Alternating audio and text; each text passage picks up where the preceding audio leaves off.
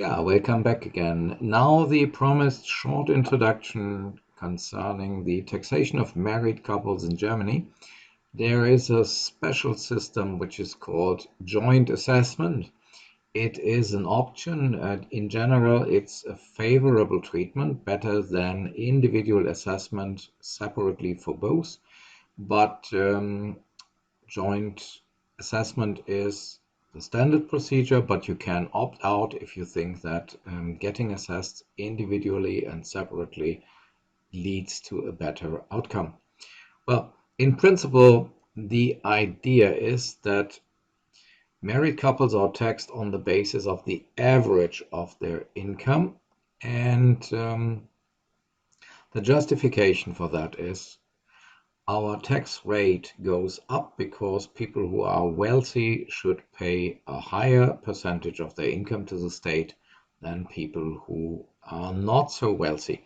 Now, if one person has to live on 60,000, that's something completely different than if one person and another person have to live from 60,000. So if two grown-up people have 60,000, in the average they live on 30,000 each. That's an enormous difference to having 60,000 at your personal disposal. And that is why the idea is if two live together, being married, then this means they share their wealth. Usually that fits in with reality, even if one has all the money in the bank account and the other partner not, then in the everyday life, indeed, you very, very rarely can observe that, let's say, the one spouse drives a Mercedes and the other one drives a very, very old car because spouse one says to spouse two, well, I have the money, so you have to live on a poor standard of living. That in reality usually does not happen. So in reality, they indeed usually share their wealth, and so taxing them on the assumption that they share their wealth equally in everyday life makes sense. So the progressive rate for married couples should not be so high as for somebody who has the same total income but has it entirely for himself or herself. I think that's clear.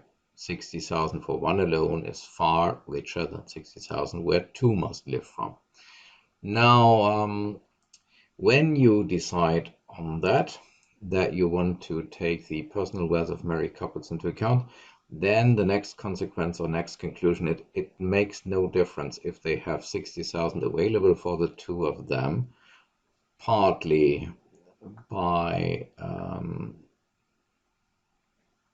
contributed by the one spouse, partly by the other, or entirely by one spouse and nothing by the other, or equally or so. So if they have a total wealth of 60,000 which they can use together, then it is always the same. If A has 40, B has 20, A has 30, B has 30. If A has 60, B has 0. In all these cases, they have in the average to live from 30,000 each, and so they should be taxed on that. So the mathematical procedure is simple. We just decide that the total income of both spouses is added up, then the average is taken, so we divide it by 2, compute then the adequate tax for both of them on ground of that income, and then naturally we take it times 2 because it's 30,000 for each spouse. That means each spouse has to pay the taxes for 30,000 in all these 3 cases. So 30,000, look it up, take it times 2, then you know what the married couple has to pay in total. The economic consequence is, by the way, if they have the same wealth available, it does not matter who brings in the money and who does the unpaid work. If somebody stays at home, has to stay at home. If both decide to work half-time and spend half-time at home, or so, that all plays no role because in all cases, we have the same income, total income disposable for both of them. Naturally, you keep again into consideration, or you take into consideration that if one has to live from 250,000 or so, and two have to live from the same money, that this is not the same. So even with high tax rates, it makes a difference. And so it's always, without exception, carried through the principle that in case of a married couple, you add up the incomes of both and then divide by two. So you tax each of the partners on an equal half of the total income. So naturally, by the way, when they hand in their tax declaration as a married couple and for joint taxation, naturally then they both are responsible that the total amount of tax due by both of them is paid. So what you can't do is one earns all the money, 60,000. Now the tax notice says each partner has to pay taxes on 30,000. Then let's say husband says, I pay my part. Well, then my spouse has nothing, and so she can go bankrupt with her part of the joint tax burden.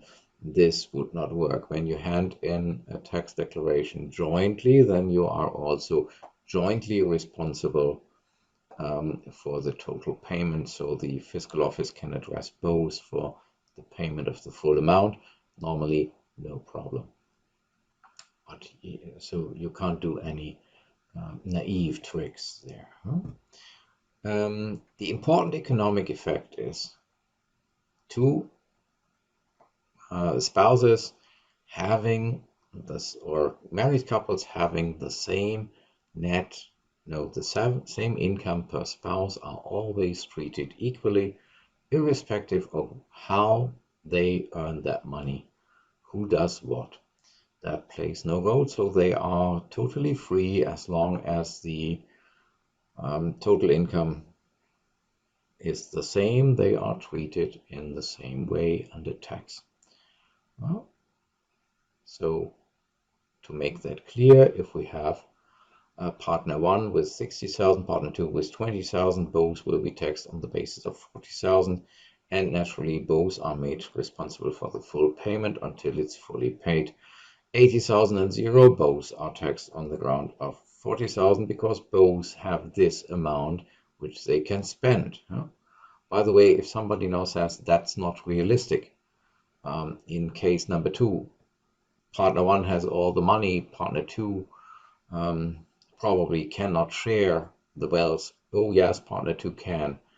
The only information partner 2 needs is how the divorce rules in Germany are, because when you demand a divorce, then all the increase of property during the marriage will be equally shared between both of them. So if P1 here says, well, I'm the one who brings in the money, you have just to stay quiet and you get nothing, or you get only a minimum, then PC2 says, well, here's the address of a famous divorce lawyer.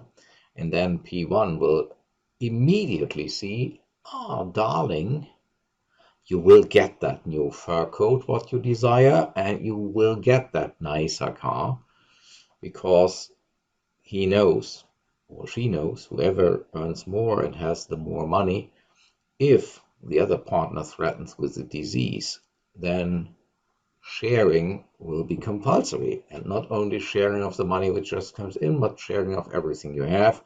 And so everybody can, in real life, if he or she wants to, really enforce an equal sharing of the income which comes in.